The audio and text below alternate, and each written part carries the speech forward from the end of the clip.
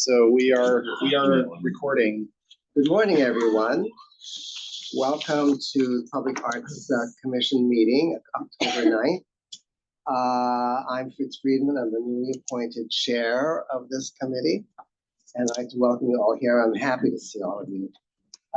So let's have a call to order. I think what we'll do is we'll go about and everyone, we can check in. So let's go around with Chuck. Sure. Also, for those people, in case you don't know, if you want to briefly tell us something about yourselves, for those people who may not know, but of course everyone here kind of knows each other, don't they? So maybe just your name and then we go on. Right. For good measure, Chuck Miller, Senior Public Art Manager with the Cultural Affairs Division of the Economic Development Department. Wonderful. Wayne Wilson, Principal at Donut Studio Architecture. Okay. Rachel Jans, Curator, Modern Contemporary Art at the San Diego Museum of Art. Imani Robinson, full-time student at City College. Good for you. Amy Sanchez Santiago. I'm a lecturer of art history at Cal State San Marcos, and I'm also an artist. Thank you, Amy. Keith Opstead, artist, art educator. Christine Jones with the city's Cultural Affairs Division. Said my names, I'm fine. And I'm Laura Bullock. I'm also with Cultural Affairs. Great. Now, non-agenda public comment. So, before we continue at this time, I'd like to just say a couple of words as the new chair of this committee. And so before we dive into the business portion, just indulge me on this. First, I want to acknowledge and thank Keith Opstead, our former chair. Keith, your leadership really set a high bar for all of us to follow. It was marked by patience, intelligence, and strategic thinking. We appreciate it, but your generosity towards the committee and to staff was really remarkable in its sincerity and thoughtfulness. I'm deeply grateful that you'll continue to serve on this committee and also as chair emeritus, which means that we'll all have that, be able to benefit from your wisdom and experience. Thank you. Thank you very much, Chair. Everyone knows that Abe Hughes is the vice chair. He's just been reappointed. I wish Abe was here, but I think he's going to be a wonderful addition to this committee, with this little Harvard MBA there. His creativity is going to really be balanced by this sort of quantitative analytical sensibility and precision that I think is going to generate some really inspired collaborations, if you know what I mean.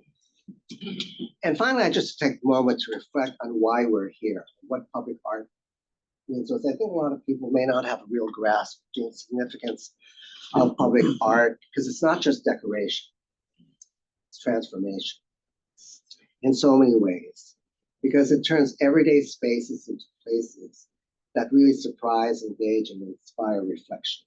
It really does. And it celebrates our city's history, its diversity, and its shared values. And in doing so, it builds that sort of civic pride. My notes. Didn't have time to memorize it all. It makes art accessible to everyone, which I think is very key. It democratizes something that a lot of people consider to be rather esoteric. No matter who they are, no matter where they come from, everyone can appreciate public art. It certainly, from an economic standpoint, it can help drive tourism and economic vitality. And finally, and probably most importantly, it does create points of connection between people and between communities in everyday life.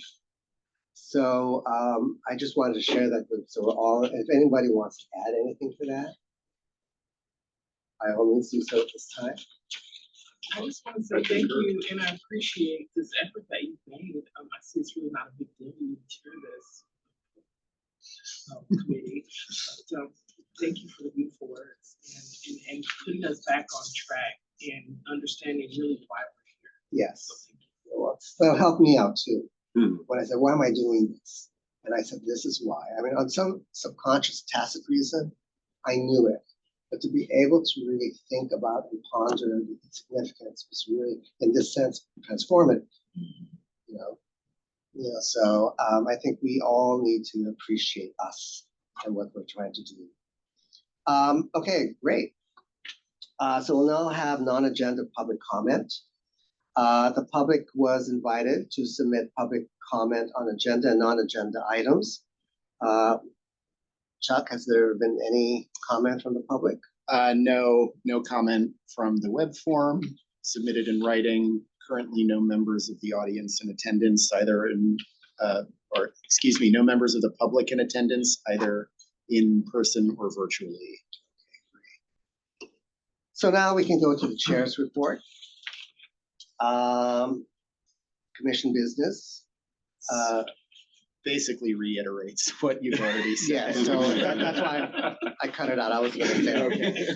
I was gonna go straight to, since the Public Arts Committee did not convene in September, I don't have any updates from the September meeting of the full commission. And I look forward to working with you all on this mission going forward.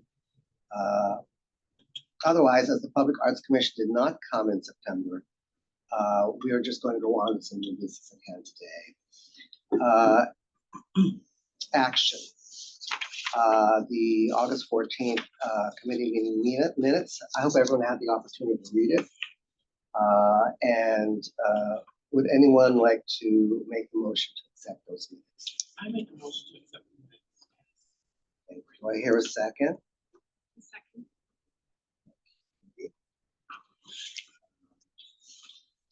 That's great. Thank you very much. So what else we have? Now we'll take a vote. I will call your name and you will respond out loud with a yay or nay. See, Hughes is not here. Andrew is not here. Amy? Yay. Okay, Dennis is not here. Wayne? Yay.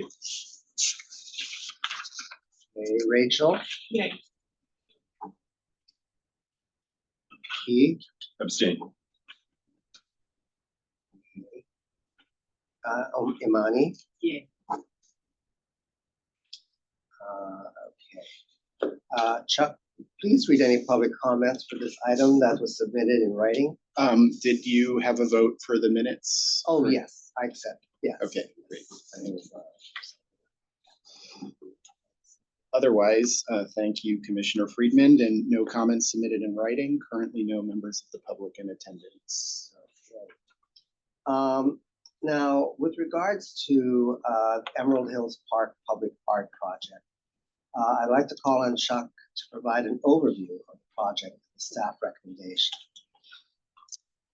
Thank you, Commissioner Friedman. So just to give you some background on this upcoming project, Emerald Hills Park is a currently existing park.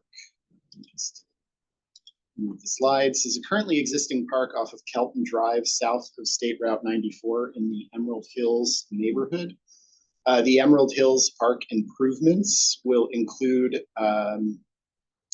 renovations to the comfort station, replacement of the children's play area, shade structures, picnic areas, assorted park furnishings, concrete path and sidewalk, ADA improvements, stormwater basins, and of course, public art. We are, just to give you a little bit, so you can sort of see it's over here, kind of at the cusp of Southeast San Diego, just east of downtown.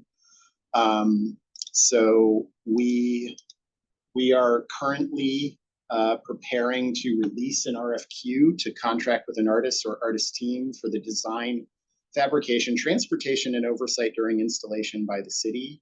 And the budget for the project is approximately $70,000.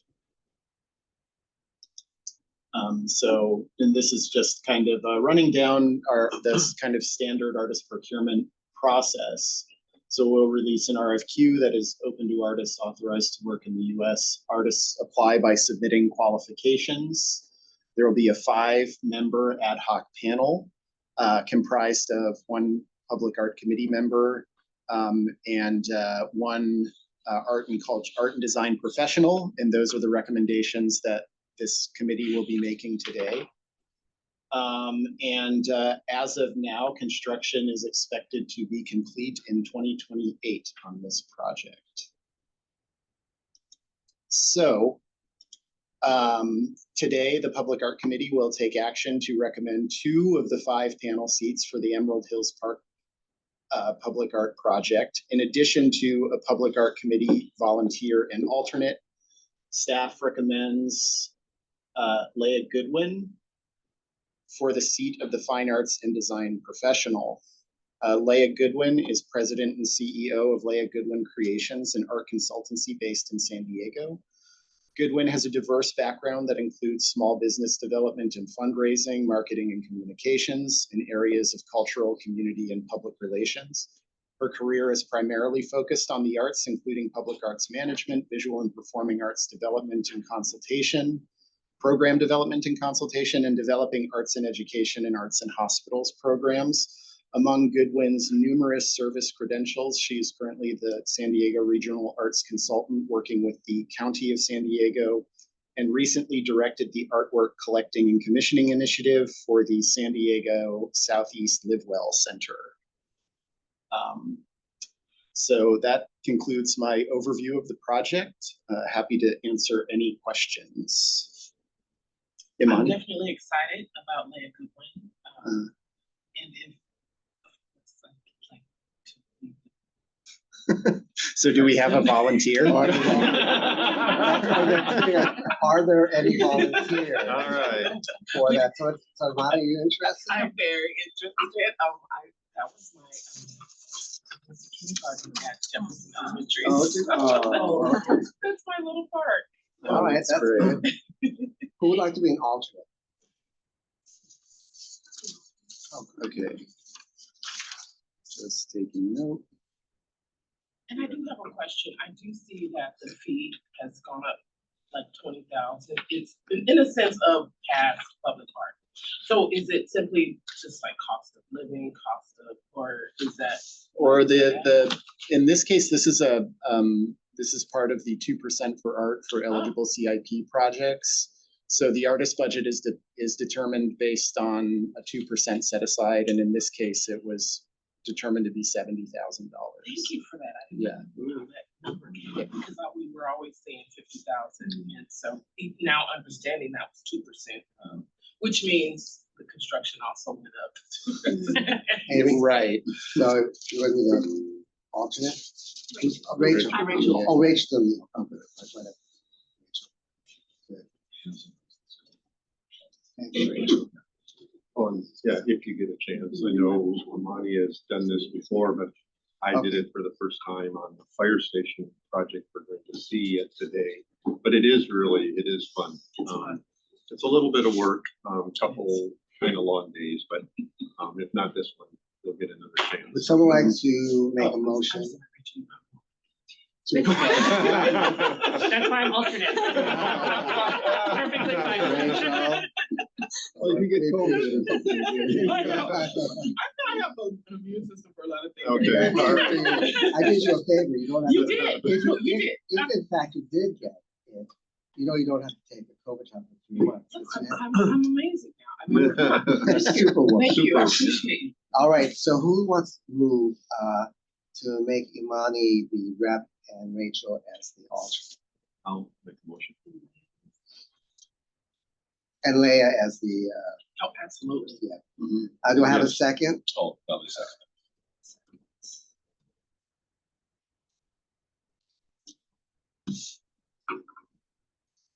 All right, thank you. Let's see. Now we take a vote. So, let's take a vote. Let's go down to everyone here. Let's see, Amy in here, Amy here, Amy. Yeah. Yay. Dennis it's not here. Cisco's not here. Wayne, Yay. Rachel, Yay. Keith, Yay. Kimani. Kimani? Yay! Yeah, I was gonna say, my God, you should vote for yourself. Aye. And I think that's it. Or, and your vote? Yay. Okay, great. Hi there. Okay, any public comment, Chuck? Currently no members of the public in attendance and no comments submitted in writing for this item. All right. So we have a presentation, the artwork proposal for the fire station, 48 Black Mountain Ranch by Nate Page. Presentation will be presented by Dr. Block. Thank you very much. So this slide is just indicating where we are in the process. So we are at the schematic artwork proposal phase, which is kind of the intermediary phase in the artwork development process. So today Nate is going to present his proposal and you all get to weigh in, as this slide indicates. So you'll be providing feedback on the schematic artwork proposal. So the project is located in Black Mountain Ranch, which is adjacent to 4S Ranch. And it is, nature is kind of the star of this neighborhood, which Nate will get into when he presents his proposal. With that, are we ready for Nate to present? Yeah, Nate is in the meeting. Nate, you can go ahead and start whenever you're ready. Okay, great. I am here. Can you all hear me? Yes. Yes. Great. Hello, everybody. My name is Nate Page. I'm the artist selected for the Black Mountain Ranch Fire Station 48. And this is my schematic proposal.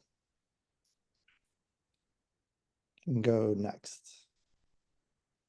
Okay, so this is the location in red there where the fire station is going to be. And you can kind of see already down at the bottom of that image is all the dark green. That's like the Black Mountain itself, which kind of, so it's at the base of this mountain and the community kind of speckles around it. It's a very rural sort of upscale suburban area where the landscape looms very large in like every aspect. I've driven around all over on the streets and it's undulating hills and the landscape it's very generous. It keeps kind of opening up new perspectives and viewpoints and experience of space. Okay, next slide. This is closer in the fire station, and right across from the fire station is a middle school. Right there. And then the sculpture will be located right on the corner there of the intersection, which combines like a bike pathway and is accessible and visible from, you know, all four directions of the streets. Okay. And these are just some like kind of vibe of the community photographs, sweeping landscapes.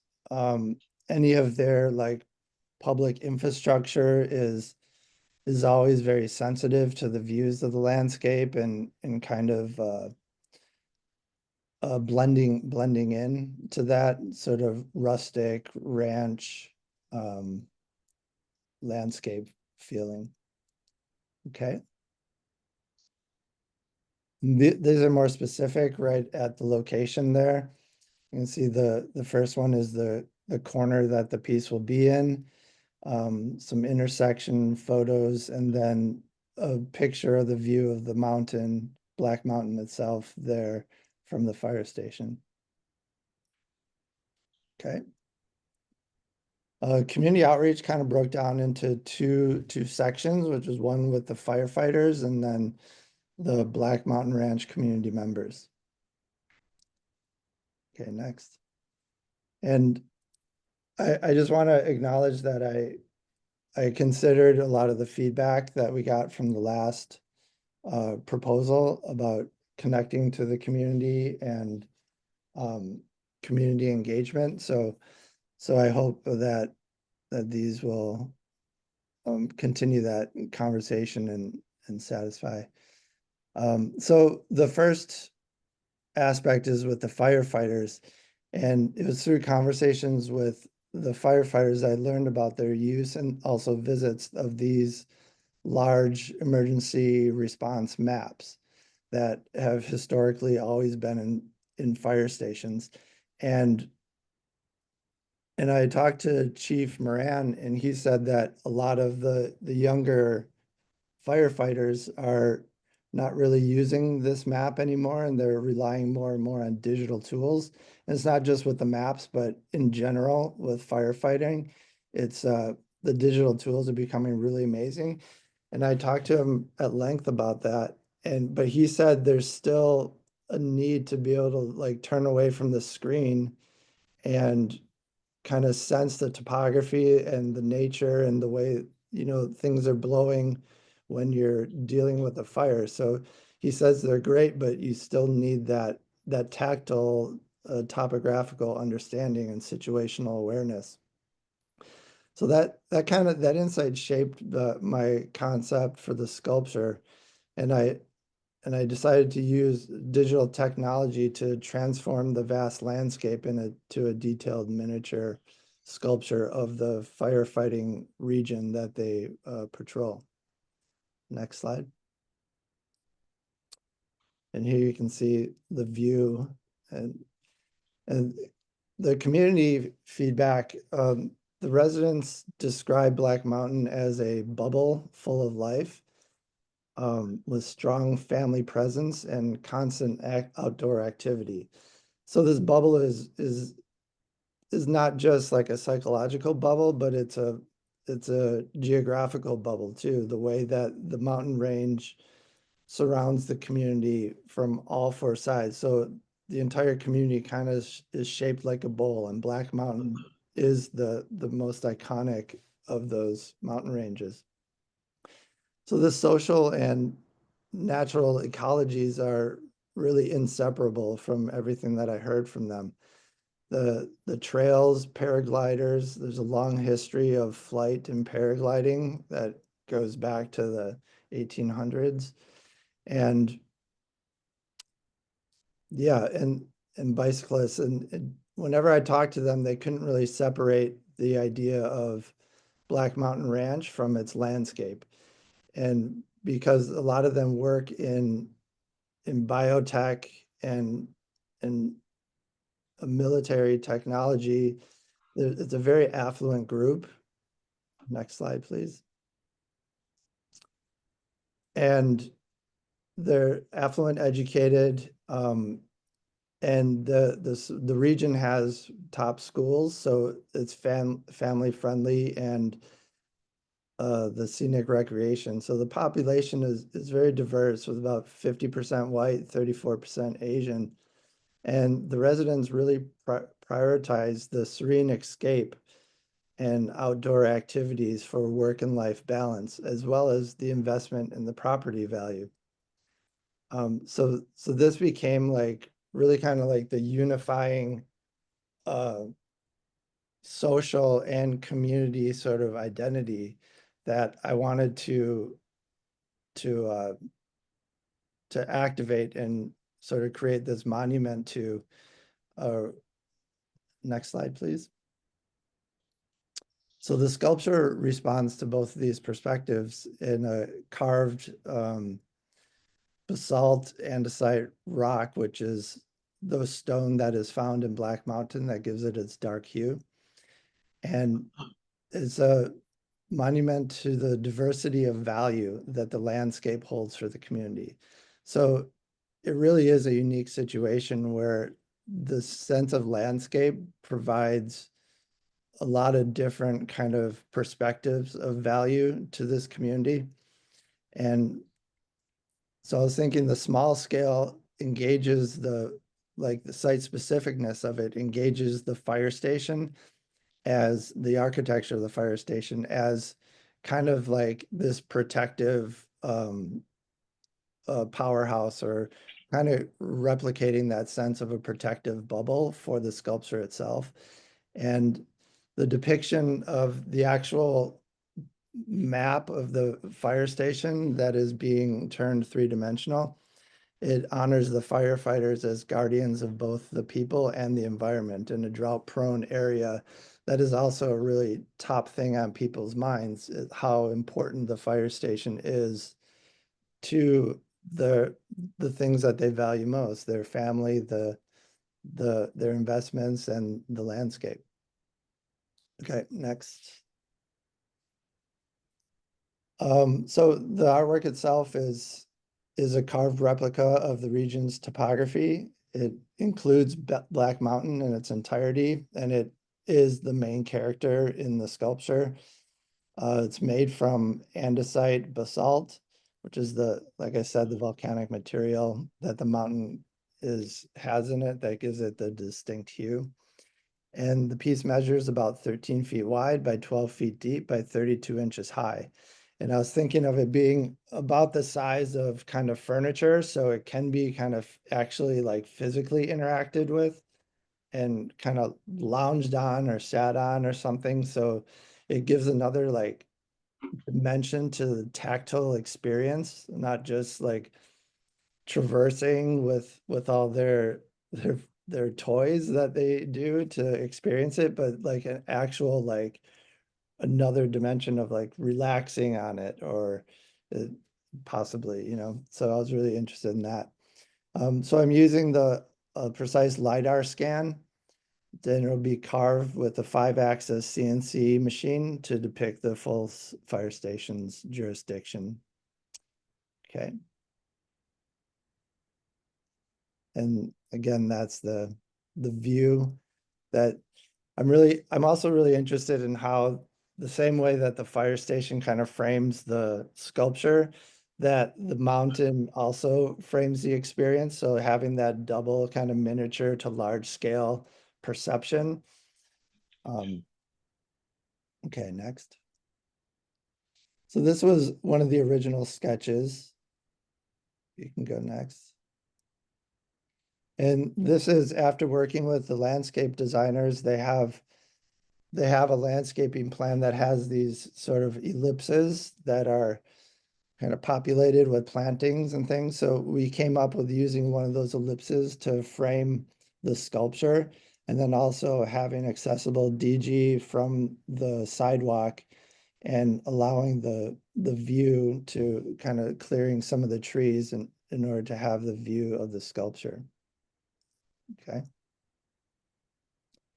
And these are some examples of the CNC carving from the machine of other mountain ranges, but you can kind of get a feel for the detail that they're able to get. Okay, next. And this is the material examples, the andesite, basalt, and those are kind of the raw material, and then the polish that we're looking here. So it's going to interplay with light and reflection of the community, and then also catching, having a really nice kind of high contrast that'll separate it from other landscaping elements that gives it the polish of, a piece of art. Okay, next. And the dimensions again, and also just like a technical thing, the thinnest area of the sculpture is going to be about 4 inches. So it'll prevent cracking. Next. These are some of the current preliminary 3D models. So you can see kind of from the front view and the side view, how the mountain range itself is sort of the foremost thing. And then it kind of, the landscape extends with its lower topographical detail, like out towards the viewer, kind of looking, I love how the shape, go to the next one too, kind of creates this sort of embrace or this invitingness too, once you come around and experience work. So this is a top view, And you can see that's directly pulled from the firefighters' main jurisdiction that they will be responding to. Okay, next. And this gives you a sense of placement and scale to the architecture itself. One of the other things that I didn't really mention, but I considered pretty heavily, was the kind of conceptual relationship to the style of architecture, which was related to California arts and crafts style of architecture. And I've studied that style of architecture and done projects with it quite a bit, where they're really kind of in the forefront of architecture relating to nature, like just before Frank Lloyd Wright.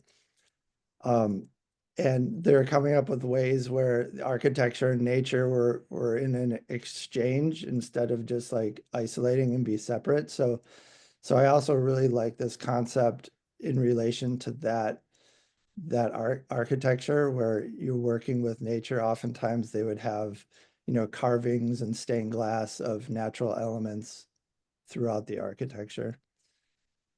Okay, next. Here's the architecture's or the landscape architect's plan, so you can kind of see the scale and placement and those ellipses that we were talking about. And actually in this one, you can see some of my first thoughts about lighting too. It's very, very tiny, but it's the little yellow rectangles. Okay, go ahead. Yeah, this slide was supposed to have those little lighting things, but it's right where the other lighter piles of rocks and plantings were. There'd be a low kind of spotlight on either side, kind of embedded there, that we would make sure that it's not shooting into traffic or anything, but that would also light up and work well with the shiny material in the nighttime. Oh, the other thing I wanted to say is we worked with the landscape architects who are really excited about the project too, to make sure that all the boulders that are in the rest of the landscaping design were of a lighter and warmer color. So they would set off a nice contrast to the sculpture, as well as we're thinking about the color of the DG that's surrounding it, also to give a contrast that is pleasing and beneficial for the sculpture as well. Okay, next. So these were the style of light that I was kind of thinking, a low profile that would illuminate the sculpture at night. Okay. And that's all. Thank you. Thanks for your comments, Nate. Any thoughts from everyone here on the committee? Yes, Hey, I Mike. think it's beautiful. So I'm seeing the two textures, the examples that you've shown. Will it actually be two textures on the stone itself, in the sense of more matte, like the kind of looking like lava, and then also the shiny part as well? It's Right, between a combination, or these two, it's going to be Yeah. more like the two bottom finished sculptures, but But then- with more rugged detail in it. So it won't look exactly like that, but it will be smoother, but without losing detail in How the sharp are the contours of the mountain sculpture?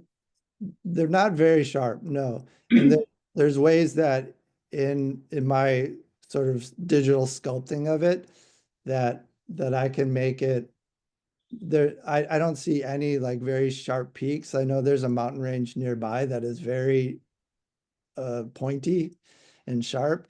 This is not that. It's much more of a rounded, gradual type of mountain. Nate, this is Wayne. Hi. I had just a couple of comments. One to echo what Amani said about the finishes. I think my thought is if it wasn't so polished, it almost looks plastic. I think you maybe lose the stone texture of the mountain reference. I know the landscape firm that Core uses. I'm not suggesting ideas, but I think how it engages the corner could be looked at a little bit more.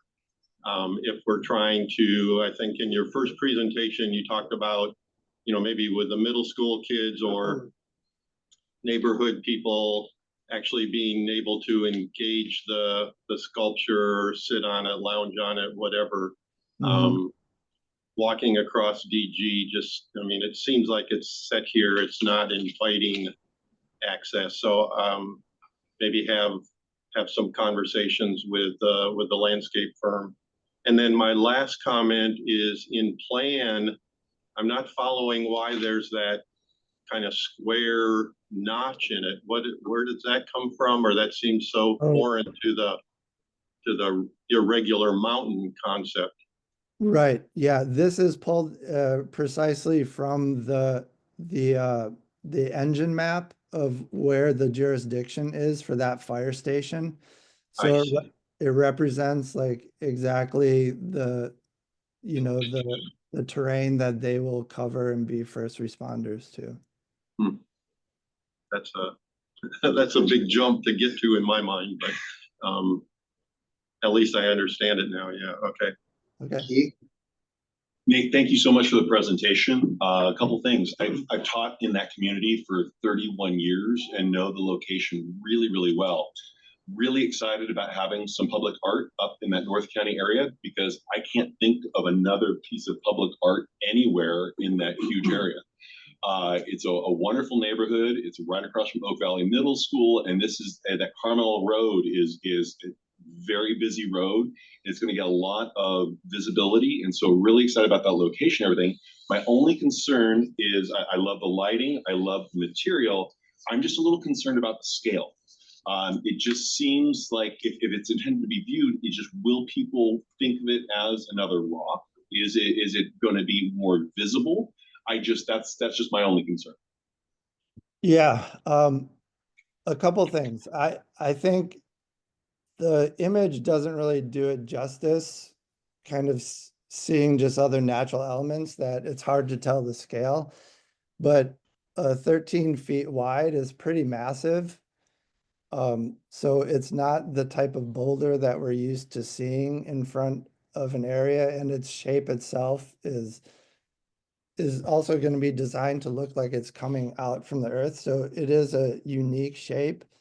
The height I think is about as high as we can get because of the weight of this object and the scale and proportion.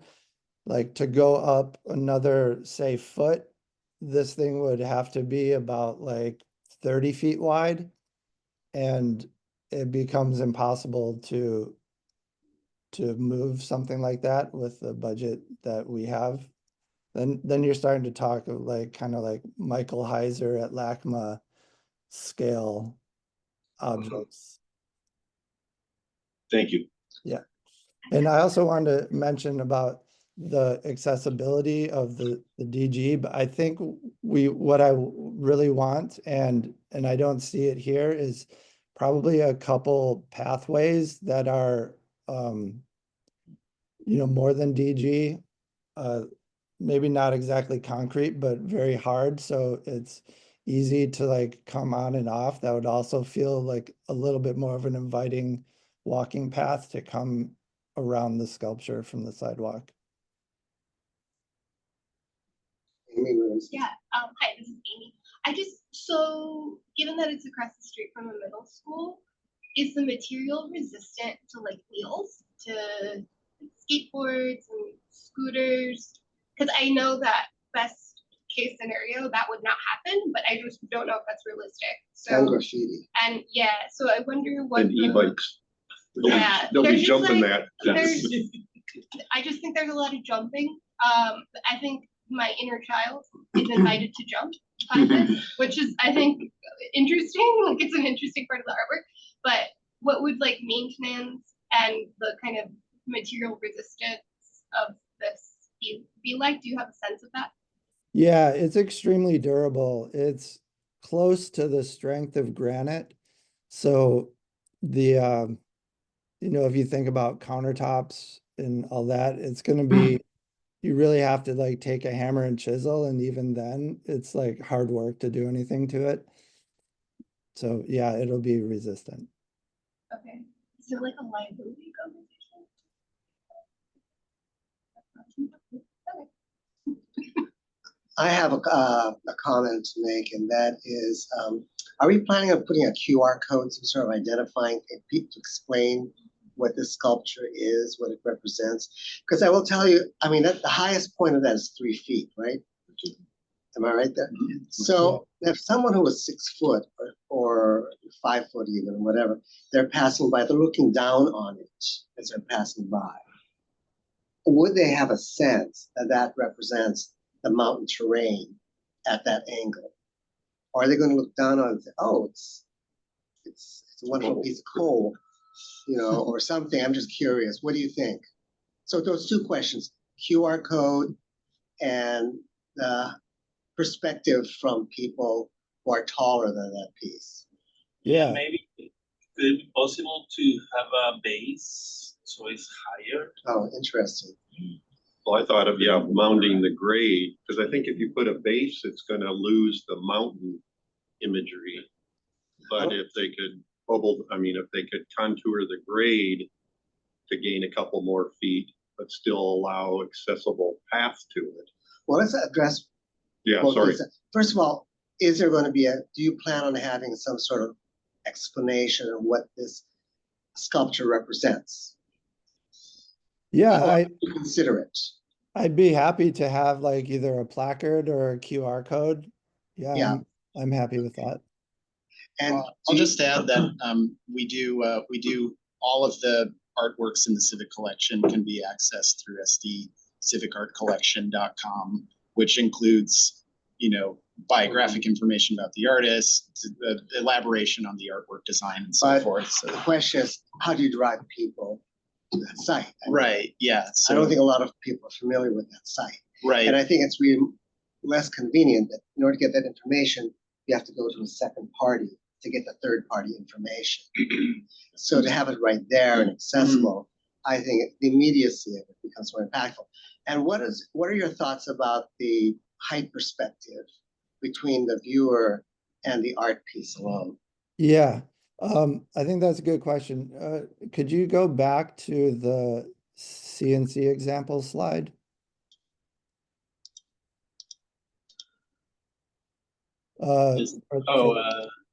Yeah. This one. That's it. Yeah.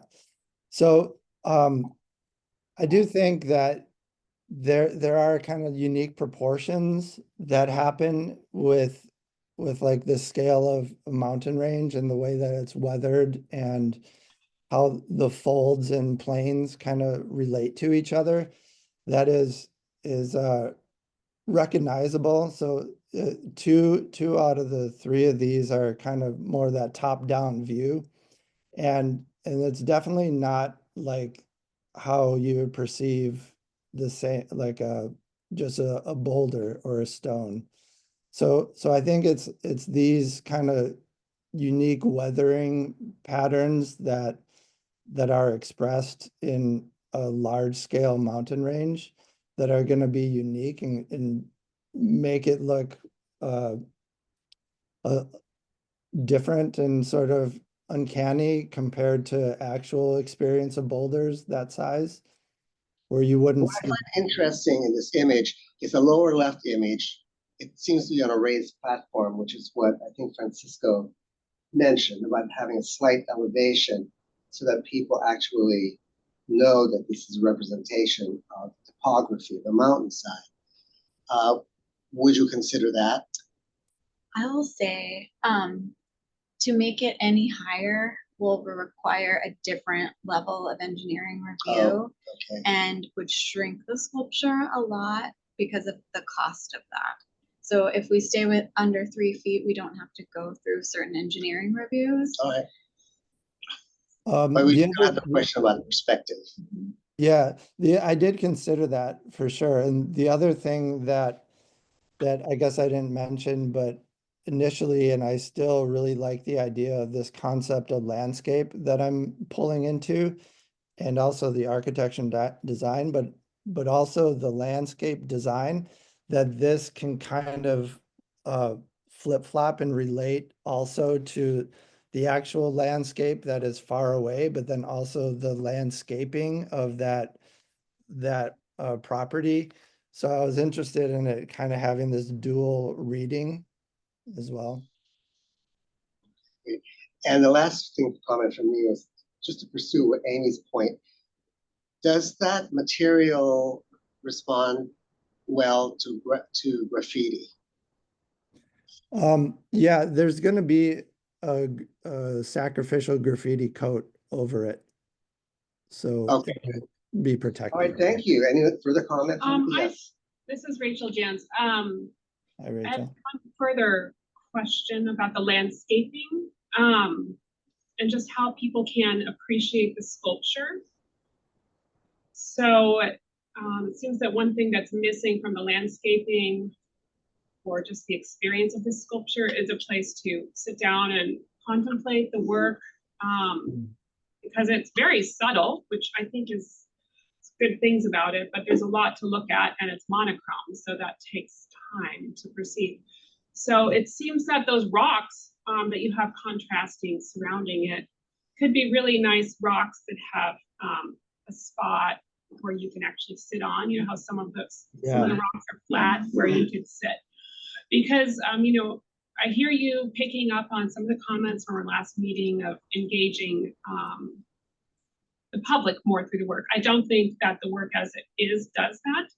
And I wouldn't recommend anyone. It just seems like a terrible idea to sit on it, although I'm sure certain people will interact.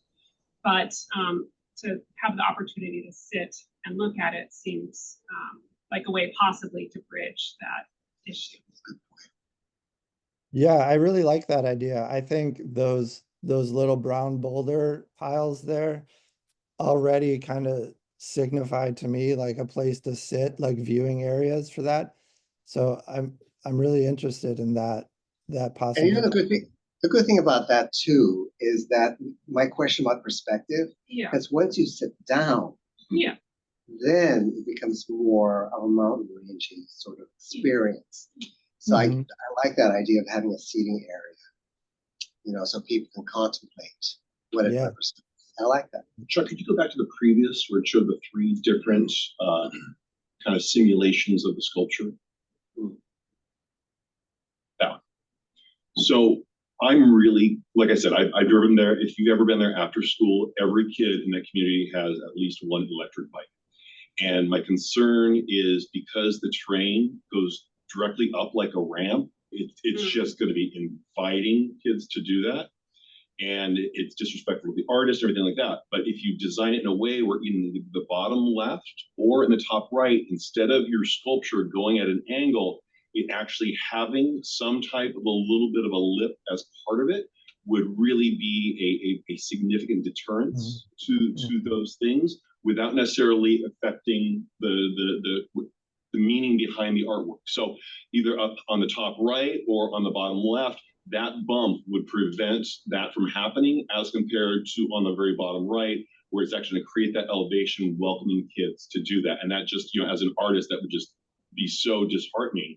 But working with young people for as long as I have, it's kind of like, come get me. Yeah. So part of it would be the landscaping too around the corner. Correct. Because so it's your. Yeah, and I'm trying to keep within that 3 feet that Dr. Bullock had mentioned, and I don't know if instead of it going directly into it, if it having that. Correct. Just I mean, we're still in the preliminary phases. Yeah. I have another question. This is Imani. How is it? Well, 2 things. Speaking to Laura, saying where you'd have to do a whole nother engineering deal. When you look at it, there's another picture where it shows it from where the fire station is and their windows, you know, and so I'm thinking that's it. Like you don't want to mess with the vision from the fire station in a sense. And then the other thing, I'm just curious, is it mounted or is it, like, how is it mounted? How is it gonna sit there and not move? Because it's tons? Yeah. Yeah, it's, Okay, yeah, thank you. yeah. It's basically reaching the limit of what a semi can transport. I think it's like 26,000 tons. Wow, see, I wanted to hear that Yeah, number. so this sculpture is, how much does it weigh? It's, I think it's about, I don't have the notes with me, but I think it's like 26,000 tons. The limit is like, or maybe it's like 23 or something like that.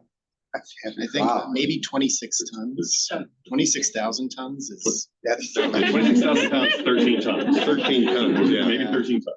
yeah. That's not 26. 26,000 pounds. Yeah, that's Yeah. that's Yeah. heavy. Yeah. All right. You're not gonna Either be wrong. way, it's not No. moving. Yeah, it's not. You can't move. Are there any further comments or? Great. Nate, thank you so much for the presentation. It was very good, very interesting. Laura, is there anything you wanted to add? What's the next step for all of this now? So the next step is to get feedback from the community. So I'm hoping everyone will attend the Artist Open House.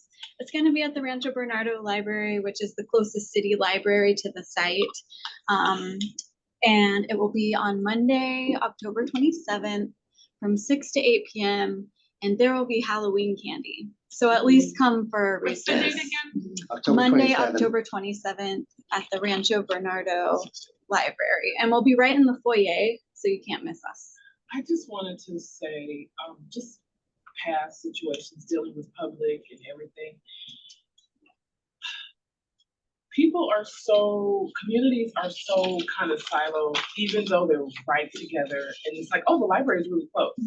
But the fact that it is right across the street from the elementary school, and we're actually worried about the students in the elementary school, did you consider having it at the elementary school? Yes, I spent a lot of time going back and forth with the principal, Sorry. trying I know to principals. arrange that. But there are cost prohibitions, and because there's a bunch of internal things that make that impossible.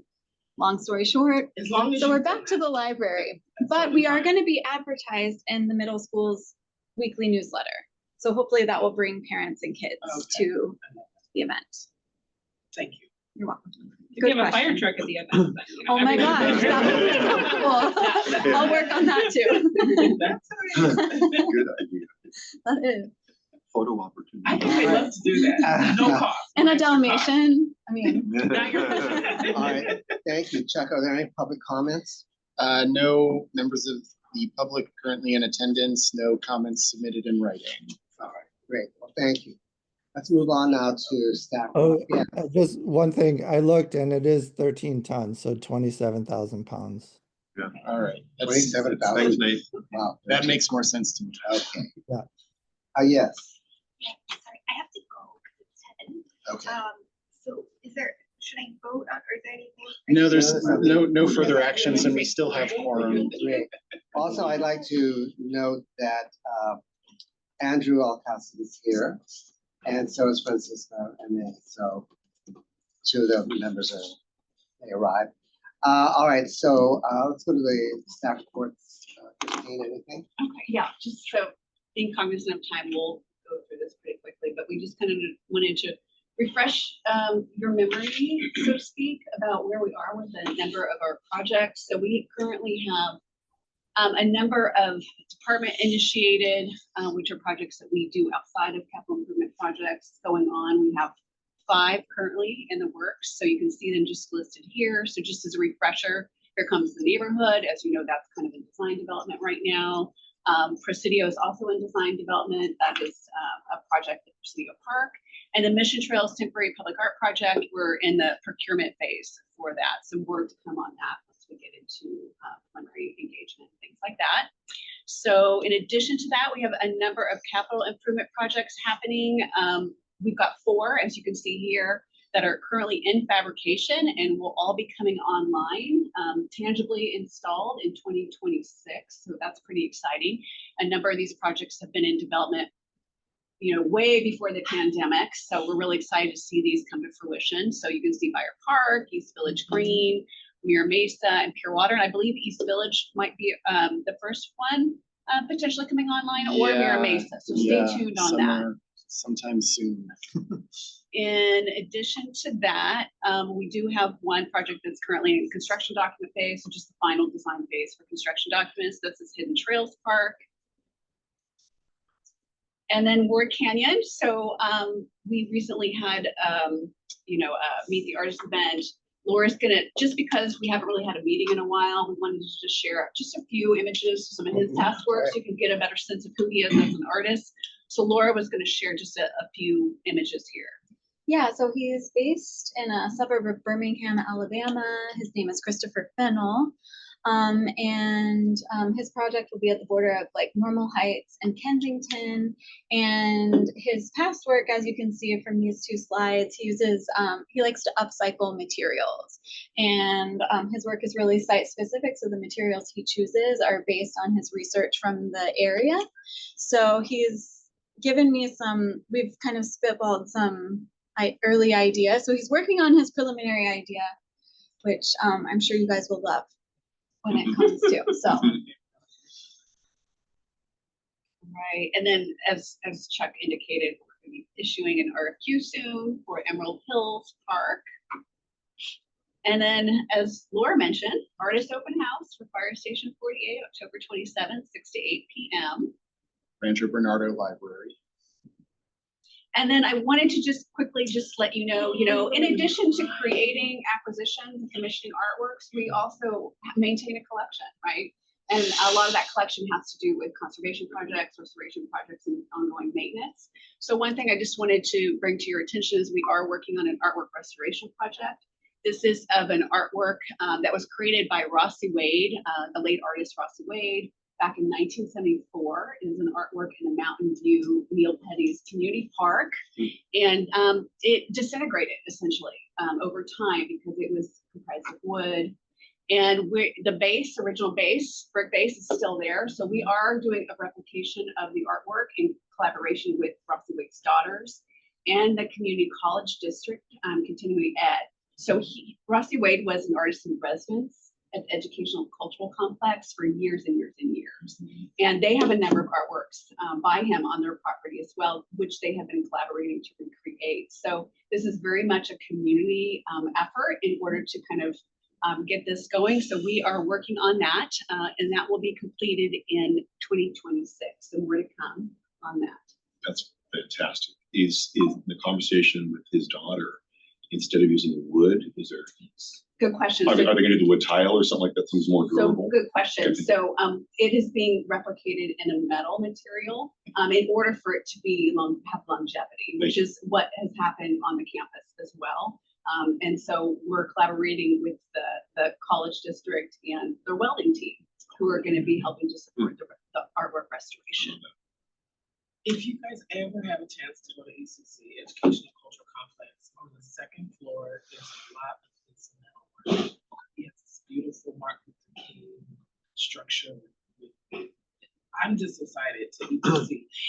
And that picture is not giving the statue justice because it's the Black family statue, and it has the Black girl, and she has these little pom-pom ponytails, and then it's like a little afro, the family, and it's just obviously just a silhouette.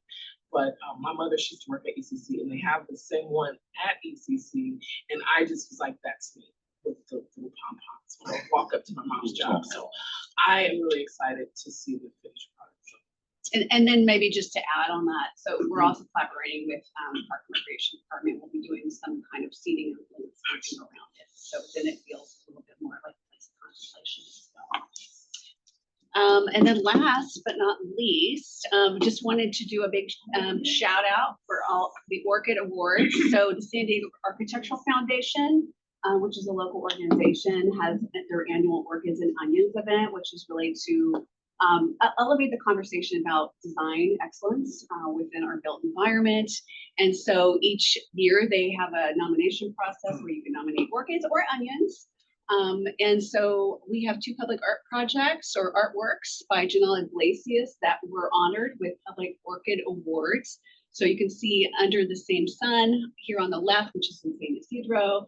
And then on the right is the Pacific Highlands Ranch Library Artwork Textile. So both of those were awarded orchids. So just a big shout out to Laura, who also was the project manager for those projects, as well as obviously Janelle Iglesias, the artist.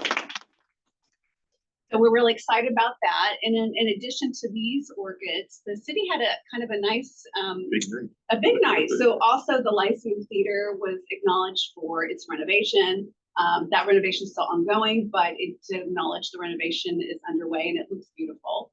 And then in addition to that, we had Exchange Pavilion, which was by Helio and Daniel Rianova Studio. So that was acknowledged with a Public Art Orchid Award as well.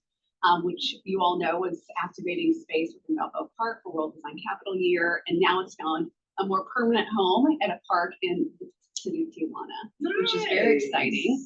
And then lastly, Botanical Garden was nominated for an orchid, of course, for its historic preservation.